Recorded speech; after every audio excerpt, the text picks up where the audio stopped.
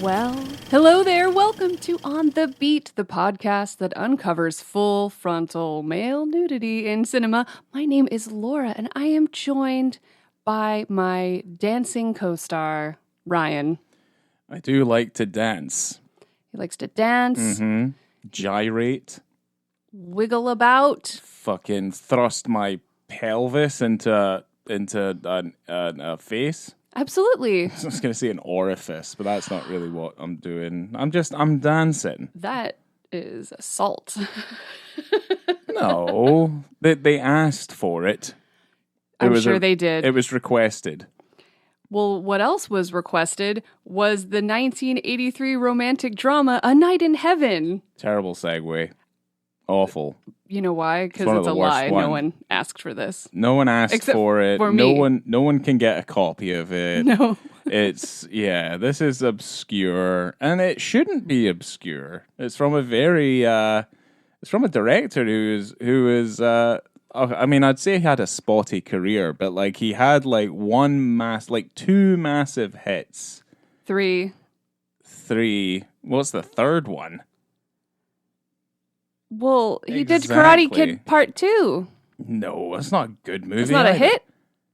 It's a Doesn't hit to me. Doesn't. I'm thinking in terms of quality. Anyway. No, he's got a couple of goodies, and it depends on whether or not we think this is a goodie or not. I think in terms of like actual critique, it's maybe not a goodie, but it's a lot of fun. This movie is a hell of a lot of fun. So stupid. It stars Christopher Atkins as Rick and Leslie Ann Warren as Faye.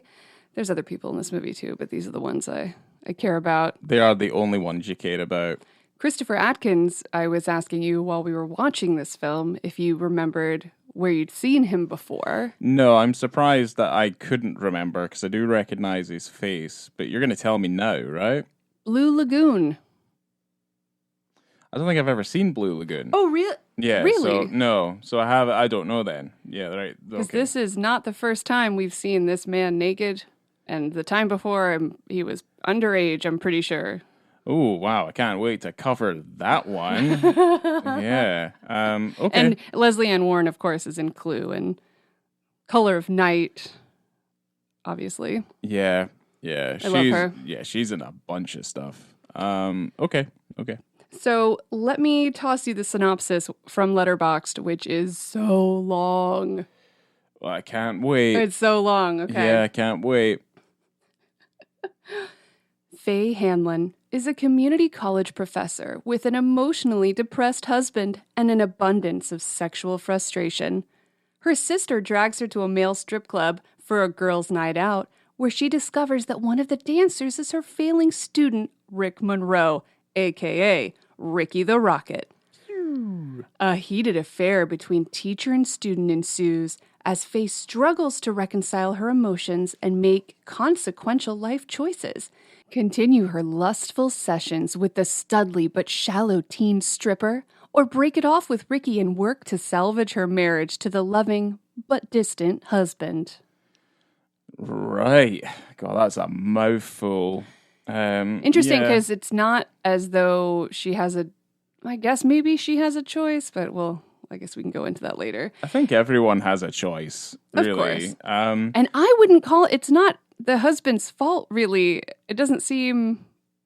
I mean, I will say, like, everyone's a little one-dimensional, as in, Ricky plays his part pretty much as the cad.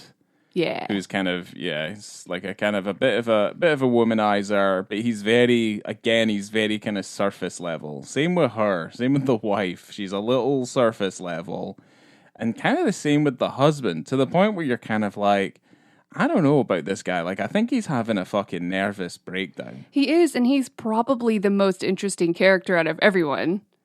Yeah, probably because he is having a nervous breakdown. Well, his job, he worked at the Kennedy Space Center. He's a rocket man, and he lost his job.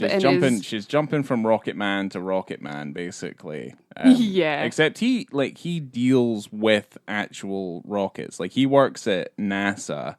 Like, he cycles to Kennedy Space Center. every morning, every day. On a bicycle that goes up to 50 miles per hour. A long that he bike. made. Yes, it's a bike he made? Yeah, he created one and he was gonna sell them. How the fuck do you lose your job at NASA? Like, people don't just get fired from NASA. Like, it doesn't happen. There's only so many people qualified in the world to work at NASA. How the fuck do you get fired from NASA? Okay, let me just jump back again. I'm going to tell you the tagline of the film, and then I want you to talk about the director, because I want to talk about this movie for 12 and a half hours. So it's going to be a long one. Oh. Okay. Okay, the tagline is, in class, he's just another face in the crowd. In heaven, the hottest dance club in town, he's the main attraction. We only go to heaven once. And it seems like they're a traveling show. Yeah. They go from Orlando to Tampa. It's like the most literal title ever. If you are... I love doing Florida movies. We like to do Florida movies and Scotland movies. Yeah. We've got a thing. Yeah, I wonder why. The two main places where we lived and spent most of our time. Right. Yeah, we have a thing for. That's we weird. have a thing for these places. And if there's anyone listening from South Florida, Flanagan's is a popular kind of chain of restaurants a la Miller's Ale House or some like sports bar type familiar of thing. Yeah. Everything's deep fried and you get a big old cup of beer. It's like paddy wagons, isn't it? It's like that sort of thing. Yeah. So I just am thinking about this group of 20-something strippers going and dancing at a Flanagan's. And that's so gross to me. It does kind of make you think. Imagine a bunch of dancers like at an Applebee's. Like, what's happening? I guess. Or like a Chuck E. Cheese. Well, no. Like near the ball pit. Yeah. Chuck E. Cheese. Yeah, with the robots. No, I think it's a traveling show. And yeah, like I said, it's a very literal title, because it's literally just like, oh, we went out this one night to this place called Heaven. Absolutely. And that's how everything changed, and our one-dimensional lives continued to be one-dimensional. Okay, tell me about John. John G. Avildsen. People should recognize this name. Yeah. He was a staple of American directing through the 70s, and he's best known for directing Rocky, which is obviously Stallone's like breakout hit. It's his written script that he did when he was poor, and then starred in, and obviously became the idol that we know today. And Rocky was a huge hit for Avildsen. We won Best Directing Oscar. It also won Best Film of that year, which was 1976. Gross. And he also won the Directors Guild Award for that film. It's his most celebrated film. Yes. And that's kind of it. Because for the most part... That's not true, Ryan. That's not true. Go on, sorry. He's also known for directing... Well, they say the first 3 Karate Kid films, but that's the ones with Ralph Macchio, right? Indeed. There's not a 4th one with Ralph Macchio, is there? There's the next Karate Kid, and then they made that was not others. with Ralph Macchio. That was with a girl. That was, what was her name in that? Wasn't it Swank? I think it was Hilary Swank, right? Yeah. So, right, that's slightly different. And then they remade it, but obviously that's... With Jackie Chan and one of Will Smith's children. Is it Jaden? Jaden Smith, probably.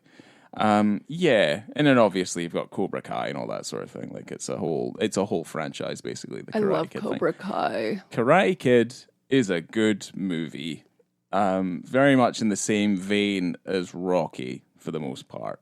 I mean, that's kind of what it is. Without the sexual fear that Rocky... You keep on saying this, but that's what it was like back then, Laura. That's not okay. That is not okay. It was the 1970s. No. You know? He doesn't force her into anything. He forces her to stay in that room with him. And he's a scary man. Rocky loves Adrian with all his heart. Mm-hmm. And and takes her from the timid flower that she is into the blossoming. What does she get? What's the hibiscus? The hibiscus in bloom that she ends up becoming. No, they loved each other, Laura. You need to watch all the rest of the movies. I have. Well, Avildsen directed another one of the Rocky movies later. It was called Rocky 5. It's also one of the worst films ever made. It's got a terrible message as well. It's awful. So other than he wins big for Rocky, he's also nominated for the Razzie Award at least 3 times for Worst Director. Including this one. Or actually, he might not have been. It's not this one, no. It's The Formula, it's Karate Kid 3 and Rocky 5. Okay. Which is funny because Karate Kid 3 and Rocky 5 he did back-to-back. So he got back-to-back nominations for the Razzie. Nice. But let's be respectful to the man. He died in 2017 and he made his last film in 1999. And let's be honest, he has actually made some pretty decent films. And to be honest, A Night in Heaven is actually pretty decent. Yes! It's pretty funny. Hell yeah. He's got quite an extensive filmography. We'll kind of go into it. Turn to Love from 1969. Guess what we learned in school today from 1970. Joe in 1970 as well, where he was also the DOP. And you will see that he acts as a camera operator as well on some of his pictures. Cry Uncle from 1971, OK Bill from 1971, The Stoolie from 1972, Save the Tiger 73, Foreplay from 75, WW and the Dixie Dance Kings from 1975, then Rocky in 76, Slow Dancing in the Big City 78, The Formula 1980, Neighbours 81, Travelling Hopefully 1982. Now I put deflection on that because that's what I thought it was going to be titled. It should have been Travelling, Hopefully? Question mark. A Night in Heaven comes out in 83. And then immediately after that, we have The Karate Kid, 84. Karate Kid 2, 86. Happy New Year, 87. For Keeps, 88. Lean on Me in 1989. Karate Kid 3 in 89. Rocky 5, 1990. The Power of One in 92. 8 Seconds in 94. And then Inferno, 99, which was his final film. Inferno had Jean-Claude Van Damme, right? Maybe. I don't know if I've seen it. Me either. I'm not, contrary to belief, I am not an aficionado of the Avildsen filmography, other than I like Rocky. But I don't think Rocky is as good as Rocky 3. I don't really have a comment on that. I'm sure any of them are better than the first one, because it freaks me out. I don't know. Sorry. Yeah, I don't know what, you don't like the music from Frank Stallone? It's all littered through I do love, no, oh sorry, I got really loud. Frank Stallone. Uh-huh. I do not agree with the things he posts on the internet, but I love some Frank Stallone music. The music's good. If you can separate the man from the politics. Aye. I'm interested. I put on Frank Stallone has many songs in my favorited song list. So yeah, hell yeah, Frank. And obviously, I don't want to discredit the fact that, like, you know, there are certain people out there that we have met and we've been like, oh my god, that person's a legend. We quite understand them, but it's very difficult to remove them from the politics, unfortunately. So we're not saying that. It's like that time we met Big Teddy. Oh, when we met Mr. Hogan. Hulk Hogan. Hulk Hogan, And then a week or maybe 2 weeks later, he ripped his shirt off at the RNC, and I wanted to cry. Yeah, it wasn't good. It wasn't good at all. Shook his hands and everything. I was just saying, oh, no. Yeah. Have we talked? We've probably talked about this before, how he invited us. Brought it up. He invited us to karaoke and stuff. He did, yeah. Not because we're special. He's just a businessman. Yeah, he's trying to make money, like they all are, let's be honest. Anyway, let's get back to A Night in Heaven, where people are making money taking their clothes off. This is not as sweaty of a film as normally you would see in Florida. Did you notice that? In the club, little sweaty, but not too much. No, it wasn't, certainly, like, if you look at, like, levels of wetness in films. Like I put Alien up there. I put Body Heat up there. Oh my god. Florida. Yeah, but body heat is identified by its heat factor. Anything that has it, like I would say, Do the Right Thing is a film that definitely has heat and temperature as one of its identifying thematic things that kind of cut its way through the film. And Body Heat's also one of them. Obviously, two very different films with two very different messages, but a bit. Yeah, just a little bit. And Alien's just wet because it's wet. Great explanation for that one. Harry Dean Stanton's pretty wet in that movie. Never mind. Leslie Ann Warren. This movie's pretty horny though, and I appreciate that. Maybe a little too horny. Never. Well, Never. It can't ever be too horny? No. Yeah. Sorry. I guess no. so. Well, I guess it all comes down to context. You know what I mean? I'm sorry. Okay. Jan Hammer did the music, which I was screaming about because he wrote Miami Vice. The music for Miami Vice. Well, the TV show or okay. It was like for the fucking movie. And no, because this movie is heavy synth mixed with Bryan Adams. Yeah. Which is awesome. This is also the very first, this is the debut of Bryan Adams' hit Heaven. Huge song. The album hadn't even been released yet. I think the album was released the next year. So 2 songs from that album, Heaven, and then there's a second one, debut in this film. Right, okay. Which, wasn't a hit. Well, yeah, they hinged their wagon to the wrong horse, I think. I think this film, on the face of it, it seems relatively quite innocuous, and it would have, but there's something, there's an undercurrent, there's something underneath it, which makes it slightly unappealing in one way, shape, or form, and I'm not too sure what it is. It has the makings of something that's that could have quite a lot of mainstream appeal. I just think there's something that prevents it from having that. Yeah, I agree. It's interesting. I learned a lot about kind of how this film came to be. So it was conceived by choreographer Danny Terrio, who was in the film, and he played Tony. He was the guy at the end who had that serviceman outfit on. Yeah, he kept on losing his job, and it's dude, why don't you just become a stripper instead? And I'm just what the fuck? That was only in Florida. Hell yeah. He choreographed the film. He was meant to be the main character, so he was meant to play Ricky. But that didn't happen, and there was another model named Paul Land who was also they were supposed to be the main kind of characters in the film, but that didn't happen. But he conceived of this idea. Then Joan Tewksbury wrote the screenplay. She also wrote the screenplay for Robert Altman's Nashville. She is she's a proper writer. Exactly. Yeah.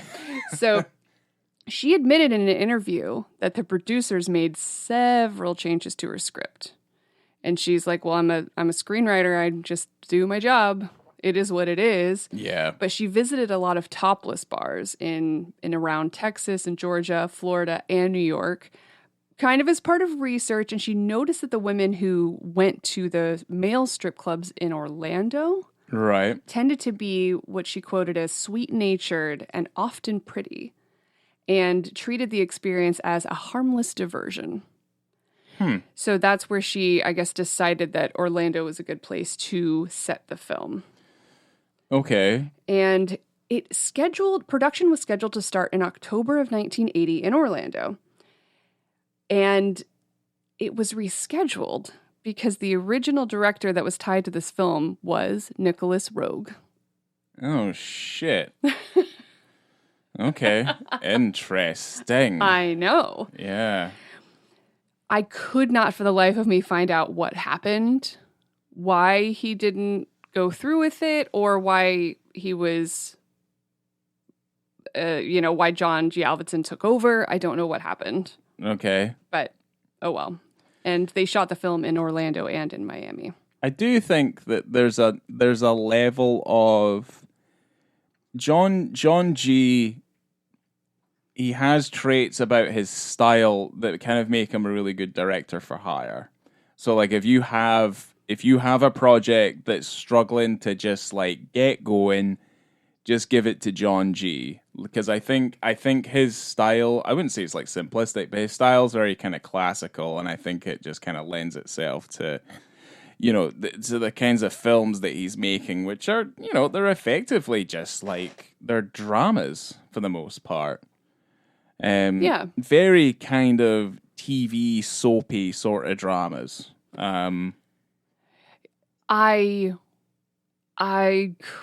I could actually really see this in Nicholas Roeg's hands. You can see what would have happened. Potentially. And it would be really interesting. Yeah. Not to say it's better or worse. We will never know that. We can only dream. But I still don't hate what we got out of it. At all. No, I would agree. I think, we would have had something a little bit more flamboyant from Nicholas Roeg. But then I'm also kind of like, it might have been like 3 hours long. And it does make you think, since the producers did have so many changes, and who knows what happened when they were editing, but the film being only 83 minutes, which, not complaining, but you can absolutely see where you missed character development. You missed little bits of plot because there's so many different little things happening. Yep. The side characters having all these things. There's a tiny businessman. We don't figure out the life of this tiny businessman trying to sell his video games. Yeah. There's the sister. She's having a lot of trouble in her marriage. Seems really uncomfortable. Yeah, and we only really find out about it when she's like, I gotta go. I can't go on holiday. Yeah, it's not even an exposition dump. It's just an information dump that goes nowhere. It looked like something that they were like, how do we truncate several scenes into just one moment? And it's an odd scene where it's kind of like a few things are said and you barely understand it. And then it's like, resolved. And they hug and she leaves. Right, because also in that scene, Leslie Ann Warren's hair is different. She's wearing the same outfit, and then her sister is wearing totally different clothes, and her hair looks totally different. Yeah. So you could tell something happened. You can tell there's something that truncates that's missing. You do feel like the pacing of the film. Yeah, They've probably chopped a bunch of stuff out. That's what it kind of looks like to me, is they've just kind of chopped a bunch of things out. I would have watched a 2-hour version of this, weirdly enough. But 83 minutes, I'll take it. I still love it. I think if it's longer, though, you start to see the cracks start to show a little bit, because the acting's poor. And the line delivery is fucking horrific, and some of the dialogue is like all over the place. I think if this, I mean, I don't know if the production seems like it might have been troubled in some sense of degree. I think it's lacking a lot of rehearsal. I think it's lacking a lot of actual dedicated time for these actors to like flesh out the characters a little bit. Because some of the side characters, and I don't think you could disagree with me, is that they're pretty bad. Like, they're pretty bad. You only see them for like Slick, for example. She's fucking awful. What? She's terrible. I love Slick. I loved Slick with her saucy car commercial, and then all of her clothes are incredible. I love Slick. She's always hanging around. She knows everything that's going on. Well, then you should thank the second unit director for doing the advert and the fucking costume department for picking out her goddamn clothes. That doesn't help her performance. I thought she was great. I liked her. Every time Slick came about, I was happy to see her. Okay. Well, a lot of the side characters are like the side pieces of Rick's life. They're poor. They're pretty poor. Yeah, they're kind of just like it's just, they're not very good at all. I think for me, it's just some of the main characters you don't get to know enough. And I thought that I wanted to know more. I wanted to know how the husband went from being a rocket engineer to losing his job. It's fine. You know, programs end. I don't know. Again, it doesn't make any sense that he would lose his job. He would just get reassigned. I don't know. He's too I fucking don't smart. work there. I don't know. But then he can't. He's having a hard time finding another job, obviously, because he's like, I don't do anything else. I only do rockets. And then he gets. I'm too smart. I'm too smart to do anything else. And then he starts wearing camouflage shirts and playing with guns. I don't understand that. It kind of it takes a fucking turn in the third act as well. It's just at boom. least you're just like, okay, I guess he's shooting guns. And he's really good at camouflage. Yeah, incredible aim. He is good at it. Plus, we're not really sure as like what's going on in their relationship. Like, we don't really get any other detail other than she's pretty horny and he's kind of just like too tired all of the time. But I also think that's unfair because we only see him hours before he gets fired. Yeah. So you never really get to see. He's like, let's play hooky, let's hang out. And she goes, I literally can't. It's finals. Any other day, I would love to party with you, huz, but I can't. Yeah. Then he gets fired. Then she gets all horned up for touching young boys and then tries to have sex with him. But she doesn't know he got fired. Yeah, that is weird. Do you think that's where it all stems from? Is that she wouldn't play hooky? And then he's just like, well, I'm in a dark abyss that I can never escape. Maybe. It makes perfect sense to me. I'm going to rewind us back to the beginning of the film that starts out with heaven, right? It does, yeah. So the opening title sequence is... begins with Bryan Adams' Heaven. In the Kennedy Space Center in the sunrise. There's some real nice stuff with him on the long bike. Garrett Brown did a lot of the Steadicam work. It looks awesome. It looks really cool. Get to see some KSC in the 80s. Well, you and me were like, how far is he fucking? Because like get to like Cape Canaveral and like the Kennedy Space Center, like it's out of the way. Oh, yeah. Like, it is secluded. Like, it's out of the fucking way. It's near Titusville, which is where they live. But I'm like, man, he's on that bike. But then again, remember, he made that bike, and it can go 50 miles per hour with the right person. Yeah. And it's not motorized. Rocket Boy. I don't think. Or it has to be motorized, right? I want to know more about this bicycle. If it's just if he just built nothing but a long bike, it's like, I don't care. Like, it has to be like self-propelling. Like, it generates its own energy or something. And it has a windscreen, but it doesn't help you from bugs. No, it doesn't. He's chomping on bugs the entire way home. He's in Florida. He's definitely chomping bugs. Yeah, absolutely. Yeah, no, that's but that sequence, all in all, if you forget about the fact that it's it's ridiculous, it looks nice. It's pretty cool. Yeah, and eventually when we meet Rick when he's in school, I'm gonna jump all over the place. I'll try and keep it chronological. Well, that's okay because it was like, well, here's the thing. There's something that I couldn't wrap my head around is that the first time we meet Rick. Is he's leaving a girl's house, but it's technically his neighbor, and his mum lives right next door, and Slick's picking him up to take him to class, I think. Right. And he's basically saying to Slick about the girl that he's just left, and she's like, "You're a star. I thought we'd see you on the National Enquirer or any one of these magazines." And it's like, yeah. And he says to Slick, that was a one-night job. And I'm like, but she literally lives next door.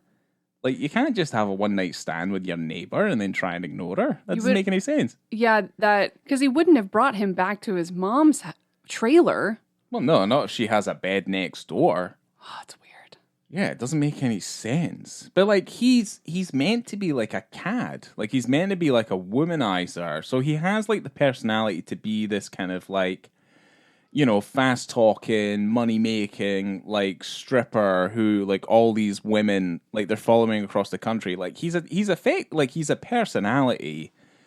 I don't think he's a fucking asshole though. I don't think he's an asshole because you kind of have to like think about like what are his motivations for doing certain things. And it's like, well, he's making the money and he's he's seductive, he's doing certain things, he's doing that. He's obviously seducing the teacher so he can get better grades because he's lazy.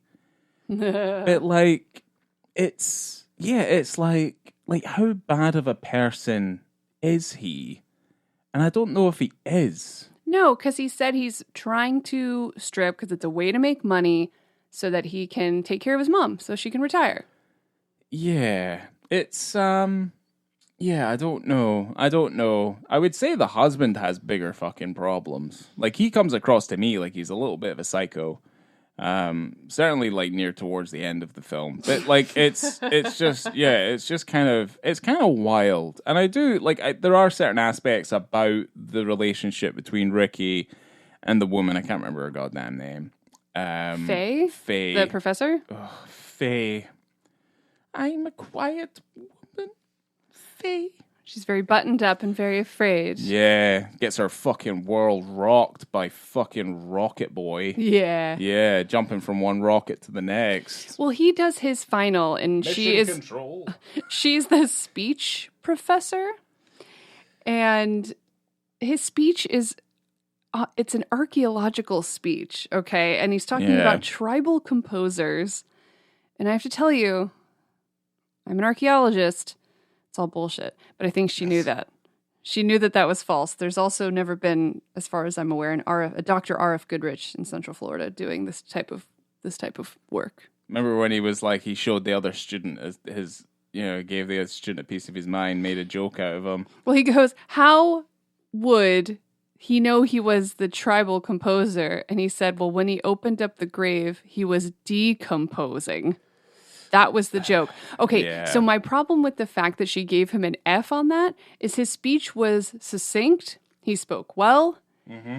And whether or not it was false, I don't know if that's the point. It's like a debate, right? You have to be a good speaker. That's what speech class is about. Yeah. So he sits down and says a retort to one of his classmates, and she fails him. I'm sorry, speech is over. Yeah. He needs to be graded on his speech, not on his joke quality. Yeah, because if that happened to me, I'd have failed everything. Yeah, because that's, teachers don't do that. It's messed up. My jokes are terrible. No. It's weird. And I just, it's kind of just like, she's buttoned down, she's doing this, she's doing that. Yeah, there's a few that, again, I think, like, there's stuff that's missing out of the film, and they're kind of just, like, they're trying their best to, like, piece something together here. Well, you've got a tightly wound professor who never got to open up and really fully be herself, I guess. No, she's probably only been with the one man her entire life, pretty much. And her sister is visiting and has kids and a husband, and she's just wanting to let loose, right? So her sister, takes her to this strip club. So you can see the difference between you've got this really tightly wound woman and then this, this free spirit party sister who's taking her out and getting her face rubbed in different dudes' wieners. Pretty much, yeah. She doesn't know what to think. I genuinely wish that those types of clubs existed, or a night like that. That place was so busy. The Heaven Club? Yeah. There were so many women there, all of them really good looking. The dudes were good looking. They're doing musical numbers to 9 to 5. They're doing all sorts of fun dances. Yeah. They don't exist anymore. No, I mean, it made it look like in Florida, they're all over the fucking place. Yeah, it's really fun. Which is not true. I would love to go to there. Like, imagine if you stumbled into Wally's. And, like, that was going on. I would sit down and have a watch. We went to New Orleans. We went to a bar specifically for, like, that. It was, like, the boys on the bar. Right. Well, that was a gay bar. And wasn't it John Waters' favorite bar in New Orleans? Yeah. I can't remember what it's called. But they said, don't take your phone out. Cash only. Don't take any pictures. Yeah, don't you dare take any pictures. I understand, because it'd be weird to take pictures in there. Yeah, well, I mean, you can see guys' balls and stuff. Yeah, you can catch a glimpse at a wiener if you give them enough money. Absolutely. Like, that's kind of what it's for. Yeah, and It's very gay. it's very well. So is this movie. Yeah, this film's a little gay. Yeah, it's This a film little is, gay. and it's great. Yeah, no, it's got a real campy quality to it, which I think it really kind of plays in its favor. It makes it a little bit more amusing. But yeah, she sees Ricky Rocket perform at the club, the person that she just flunked. I like when she's like, I just flunked that kid, and her sister's like, you did what to that kid? And then she says it again to her sister's friend. She's like, you did what to that kid's butt? Just flunked him. You did what to his ass? Get flunked. It's like crazy flunking. Failed. That'll work too, but I don't know why you funny. say flunking. I mean, it's there for joke purposes. It makes sense. But he played like he sauces her up like nobody's business. He zeroes in on her. He is super sauce. Like he is like, yeah, Major Tom, like ground control. He's going in. You know what I mean? Like he's gonna get it done to the point where like he kisses her at one point, and she goes cross-eyed. And basically, you said he just kissed her stupid. Yeah, kissed her stupid. Well, as he's gyrating on her face, he looks up and Slick is standing right above her. Yeah. Kind of in a, not balcony type of thing, but like the next level up. Well, that's kind of what Slick does in this movie, is that she kind of turns up and she makes some sort of derogatory comment.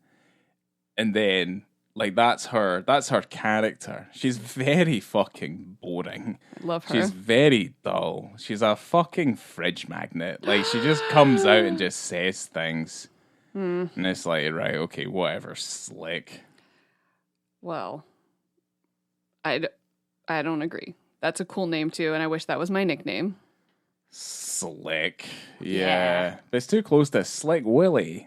You know what I mean? Remember I was making jokes about Slick Willie at that film festival thing and the guy didn't get it? Oh, the Bill Clinton thing? Yeah. Oh, right. Right. That's when I found out that people that work in the film industry sometimes are completely unamusing. They do not like jokes. But yes, that was a moment. Anyway, yeah, but that's what that immediately makes me think of. But like, she comes back and then she's like all horned up. He's lying in bed. Oh, Faye, the wife. Yeah, we're back to Faye, not talking about Slick. Because she makes out with that boy at the club, and then she gets all freaked out about it, and then, tries to bone her husband. And he's like, I can't, I got fired. Like, it's no, like, the thing is, he, like, and then she starts crying because she's like, I don't know what's going on. Even though, like, not too long ago, it seemed like they were fine. Like, I don't really understand what was going on there. I don't know who you are anymore. It's like, oh, Jesus. He's like, I just lost my job, like at NASA. Yeah. How are we going to live on your community college paycheck? They don't want me in space anymore. I mean, I made this comment during the film that they bought that house probably in the 70s and their mortgage is probably $23 a month. Yeah, you did, yeah. So it was full of wood. And I looked around our new house, because we have a new house now. This is our first. It's also full of, this is our first episode in the new studio. Yeah. And it sounds pretty good. And we've got tons of wood in our house. There is. It's full of wood. Hey-o. But yeah, like he gets fucking fired from that. And again, like that's gonna boggle my mind. Like, how the fuck do you get fired from NASA? We're not gonna get hung up on this. I'm not even gonna talk about it anymore. Like, there's a finite amount of people in the world who can do the sort of things that man probably does. When did they shut down the shuttle program? The shuttle program? Maybe he worked on the shuttle program and they shut down the shuttle program. Well, I'm sure people got laid off. Yeah, but when was like the Challenger 2 like tragedy? I don't know. Was that in the 80s as well? Maybe. Either way, I don't know. They still send stuff up into space now. Okay, it was 2011. They stopped the shuttle. Right. Well, there's no explanation whatsoever. He's fired. I mean, I don't know. Maybe he was taking his gun to work or Challenger something. was in 1986, so yeah. Okay, so yeah, all right. Either way, right? It's causing a rift at the household, and basically, A rift within this film takes place over maybe 3 to 4 days maximum. yeah, it has to be. Yeah, it has to be. Because when they're talking, every time she sees Rick, it's like the very next day. Mm-hmm. So the rift is short. The rift is short, and it feels like it's kind of generated not very truthfully for purely dramatic reasons. And because of that, you're like, well, okay, this is kind of odd. Like she wouldn't get laid one day, she wouldn't have hooky one day that she's like, I don't know what I have in my husband anymore. I've got this fine piece of young man ass after me. Exactly. Oh well. See, I'm accurate. Yeah. Yeah. She wants what she wants. And wants that all that happened man in ass. one day. Like Pretty much, yeah. All happened literally in one day. Like, she was seduced by the rocket. So it only took a couple of days for her to go, oh, maybe I should bone this he's not a kid, he's 21. He's 21. But he shows up everywhere she is. Small town, everywhere she is, he shows up, like at a museum exhibit, everywhere. Flanagan's. Fucking Flanagan. He's there. Yeah. And basically it culminates in a sexual encounter. So, yeah, she ends up seeing him, I think, at the community college, and he brings her a single rose in the rain. And her sister needed to go back home to Chicago because her kid's sick. And she goes, well, the room's all paid for. So you can stay at my hotel, ? Why would she want to do that? Very odd. I wouldn't want to just go, I want to go home. Why would I want to stay in a hotel? Yeah, well, it's immediately suspicious, but it all starts to make sense because this is her moment. This is where she gets to jump on old Dickie Rocket pants. Totally. So she brings Ricky back to the hotel room. Yeah. And it all goes down. Yeah, it's a little bit of rubbing on the jeans, and then a little bit of kissing, a little bit of slow undressing. This is also strangely silent. So everything that we're describing to you, there's no music, there's no Bryan Adams. This is the perfect moment for some Bryan Adams. Right. And I thought I was praying for some Bryan Adams. Because Heaven, because you could hear Heaven playing in your head, right, while they're getting sexy. But then I think it would have been too romantic. I feel like it would have meant more narratively if they played Heaven over that one part, because it would have meant something. They had to play something other than just like the rustling and the heavy breathing. Yeah. And the cupping of the balls and the slapping of the cheeks, like all it's not sorts that bad. of stuff. It's pretty romantic and pretty so delicate. It's so quiet. There's only one bit of nudity in this particular section. Where was Jan? Like, where was Jan? What was Jan playing? Where's my sexy synth? Yeah, give me some ominous tones, Jan. Not ominous. There's some ominous tones when they're at NASA, and I was just like, what is this? He's just holding down the same two notes the entire time for like 10 seconds, like, and you're like, okay, I guess he's gonna get fired. But yeah, for this, it's like, it's uncomfortably like quiet. Yeah, he, I believe, takes her hand and cups it on to his pants. Because he takes his jeans off. He takes his jeans off, and the camera just goes there. And well, it's already an established shot because it's close on their faces in a profile, and then it's the same close up, but from their waist. Yes. So she's rubbing on the top of the pants, and then those pants come down, and then we're exposed. We're exposed, he is exposed, and she is exposed to his penis. To his genitalia. He is not wearing any underwear. No, which is also a mistake, guys. You should not just wear jeans and not wear any underwear. Because where's the barrier between your arsehole and your trousers? Nowhere. You're getting shitty trousers. I would hope that he knows how to wipe and clean himself properly. What would worry me is a zipper on jeans being so close to the soft skin of a wiener. We've all been there. Or pubic hair. Yeah. We've all been there. And dangerous. We've well, seen it's there's not something comfortable. About Mary. It's not comfortable. We got a bleeder. You know. Those were suit trousers, but still. How did the nut end up there? And this is down here. Franks and beans. Thank you for quoting all of the quotes from There's Something About Mary. I was sharing, there was a picture I saw online of Norm's driving license from There's Something About Mary. You know, remember he pretends it's Lee Evans, I think, right? He's pretending to be the scientist, boy? the doctor, and he's actually just the pizza boy. Right. Called Norm. Oh, yeah. Yeah. Oh. It's a good fucking movie. Yeah, it's better than this one. Anyway, let's continue on. There was no nudity actually written into the script, at least during this part, because there are boobs, but they happen later. Slick boobs. Yeah. And on the day that they filmed that scene, Christopher Atkins apparently just forgot to wear underwear. And they just kept it in. Huh. Interesting. They're like, oh, all right. Huh. All right. Again, not his first rodeo.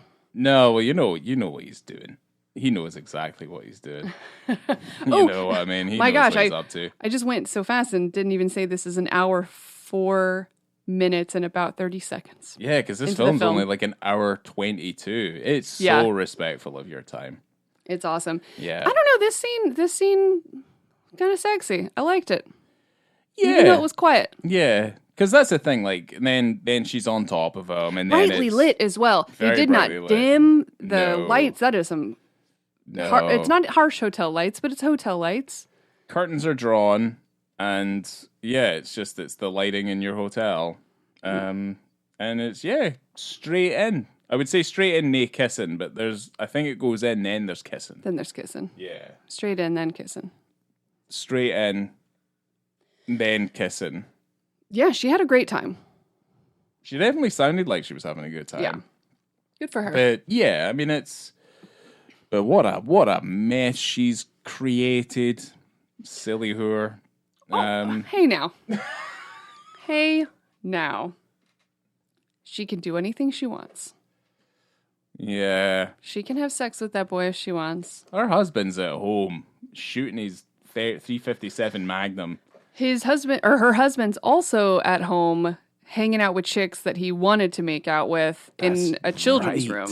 Yeah. So he's out there also having a flirt. Again, another reason why if you're cutting stuff out, you make these other things look a little bit fucking odd. Yeah. Some of these scenes look weird as fuck. Yeah, I understand why he was at her house. They were just getting to catch up and everything. With like little to no context. At all. It's kind of just like, and then you're watching it and you're like, I'm missing a fucking shit ton of information here and it makes no sense. No sense whatsoever. Yeah, because you could also cut that out completely, but then you just... Well, yeah. There's no point for it being there. Yeah, there's no point to it being except to show that he could have potentially boned that woman from the past, but he didn't. It just doesn't help in a storytelling sense. No. Like, it doesn't matter. No. You know what I mean? It's like they've tried their best to tie it all together, but then they've realized that most of what they wrote was just trash, and they got rid of it. And they've kind of just created something out of what was left, basically. So so we're still in the hotel, right? Still in the hotel. Yeah. Faye is there with Rick, and they had sex, and they had a great time. And then I'm not sure exactly why she had to leave for a little bit. She had to go somewhere. Who had to go? Faye. Oh, none of that's explained either. She had to go somewhere, and she's like, I'll come back. I don't know what she had to do. I forget. Yeah, I don't know either. So by the time she comes back, Rick is having sex with Slick in the shower in the hotel room because he goes, oh, you know, you don't have to come back to my trailer. Come over. Rome. Yeah, absolutely. Yeah, when in Rome. So then Faye gets back, is obviously furious. But this is when you realize that the husband thinks that something's wrong. The husband, Whitney, thinks that there's something going on. And he is downstairs in the lobby calling her hotel room, and she's crying because she catches this boy sleeping with Slick. Yes. And she's sad because she doesn't know. I don't know why she thought she was the only one. It's insane. Yeah, it's like she's heartbroken. He's not a guy to love. Like, he's not someone that you love. Like, we've kind of already established. And he said straight up, he's very honest. He was just like, I'm 21. Like, this is what I should be doing as a 21-year-old. He's like sowing his seed. He's doing his own thing. This is his phase. This is his phase, which I would say probably most 20-year-old men and women do, is that you don't commit yourself to anything. No. You're trying to find yourself. Figure it all out. Figure out what you want out of life. Blah, blah, blah, blah, blah. Yeah, like what did he think things. What did she think was going to happen? Who knows? There's not really any sort of like context to that either. But she's very upset. And she's talking to her husband, who just happens to be in the lobby. And you already know, like, he's waiting for Rick to come downstairs. And then he's got the big ass fucking gun in like the hoodie pocket. You know that big hoodie pocket? Yeah, and the nozzle's poking out because it's so huge. When Rick comes out of the elevator and Whitney's standing there, he goes, "What number room key is that?" And he says the room number, and then he takes the little gun or the big gun out of the thing, and he goes, massive gun. He goes, my favorite line, "I've got a gun. I want to see you dance." And it just kicked. I mean, the movie is going to end. You look at how long you've left. You go, oh, this movie's got like 6 minutes left or something. About 6 minutes, yeah. And you're like, whoa, he just kidnapped this guy, and he takes him to a fucking swamp. It's in the middle of the night, and he's naked. Rick is completely naked. Whitney has him take off all of his clothes. Rick is like wailing, crying. He is crying, like out of control, crying, just like weak.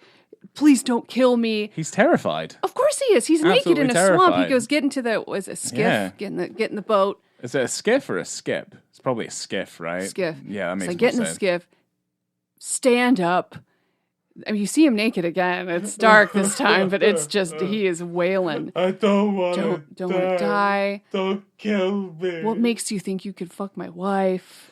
And he goes, I thought she was lonely. Yeah. Is what he says. And then he like shoots at the water, and then he goes, I'm just pissed off. I'm not crazy.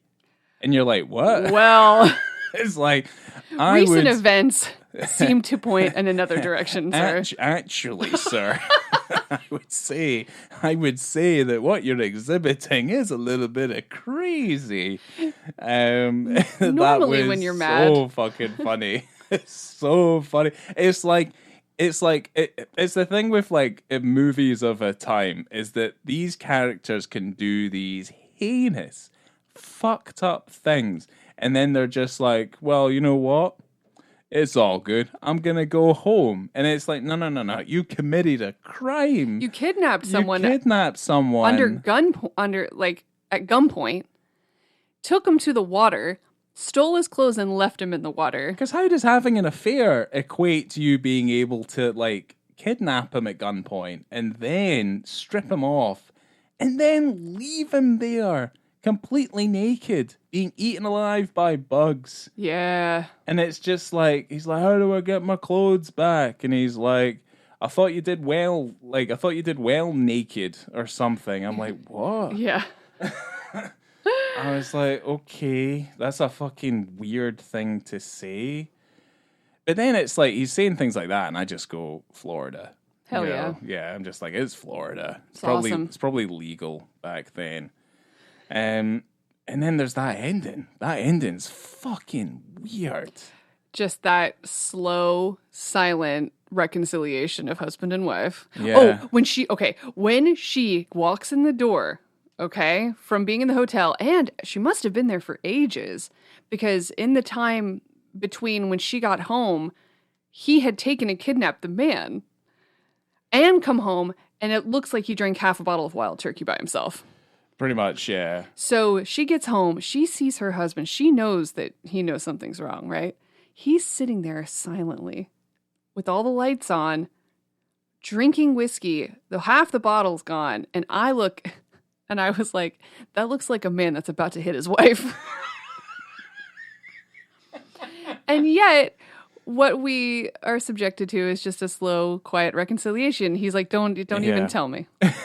Don't even talk about it. And then they just have cute little jokes as the camera just makes no fucking sense. Moves out. Like, none of it makes any sense. And I'm like, okay. And then Bryan Adams plays us out. Aye. Then Bryan Adams plays us out with effectively the half titular song. And yeah, it's over. It's awesome. And you're just like scratching your head. You're just like, what the fuck was that? And I was pumping my fists in the air like, fuck yeah, that movie's fucking awesome. That's how they dealt with problems back in 1983, I think. I think that's what my parents did. Yeah, absolutely. Yeah. Aye. So, yeah.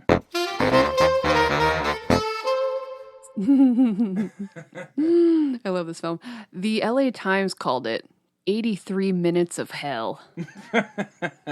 That's harsh. I know. That's not fair.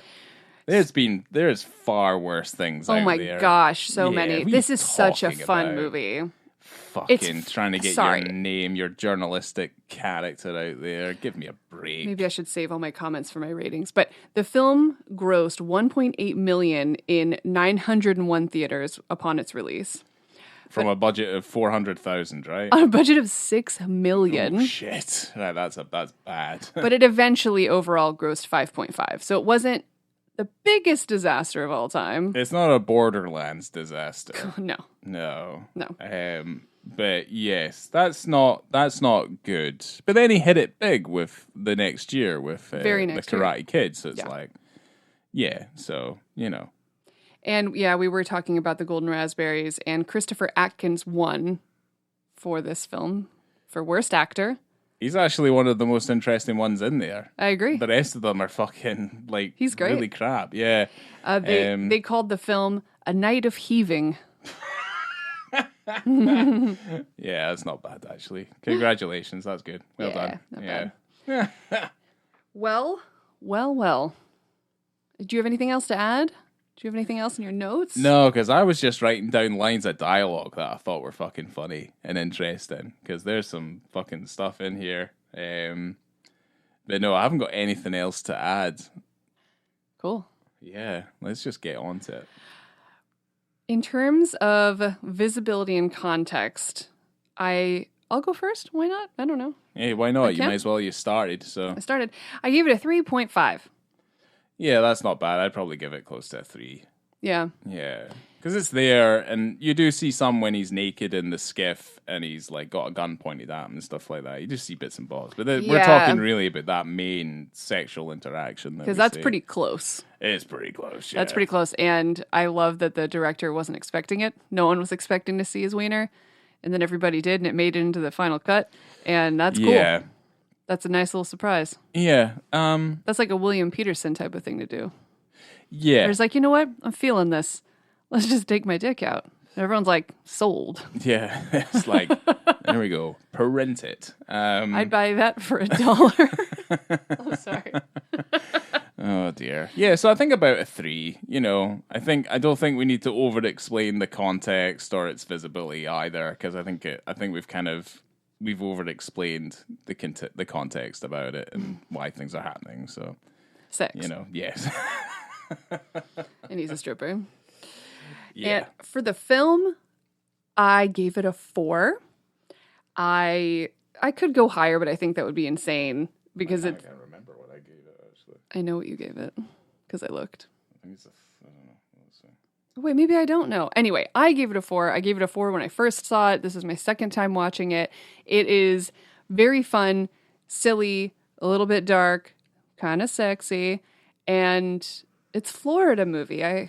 You gotta love that. And I think everyone in it is great. I don't think a Golden Raspberry is deserved. But well, they didn't get nominated or anything for it. Or no, he got one, didn't he? I actually didn't look at all the nominees. So I Okay. could look it up right now. I don't think he was nominated for Worst Director, but I gave the film a 3 because it's actually not boring. Like it's stupid. Like it's really stupid. It's not anything that should be taken seriously. And it shouldn't really, to be honest. Like it shouldn't be taken seriously. Why should it have to be taken seriously? But I think, like I said before, it's missing something that would garner it a little bit more like mainstream appeal. I think there's something about it that just kind of makes it slightly off-putting. But to me, it's hilarious in its stupidity with what it does and how it does it. So that's why I gave it a 3, because it's definitely better than being average. And there's some, it's a good bad film. That's what we'll say. It's a good bad film. Yeah. This is something you could watch with other people and have a good time. Yeah, you could have a right good laugh with an audience. You could have a pitcher of margaritas or a pina colada or a barrel of cock. Oh, I thought you were going to say a zombie because that's what the other girl said when they were at the strippers. Sorry. Yeah, well, I thought I was talking about the strippers, but anyway, doesn't matter. Yes. Yeah. Just in terms of wrapping it all up, this was the only nomination and the only win for Night in Heaven at the Golden Raspberry Awards. At the 4th annual Golden Raspberries. Wow, there you go. Still going strong. Brian De Palma was nominated for Worst Director for Scarface that year. He should be nominated every year. It was a big year for a lot of films I liked. Jaws 3D, Yentl. Fucking Yentl. Love Yentl. Oh, Yentl's awful. It's an awful film. Fucking Barbara Streisand, the movie.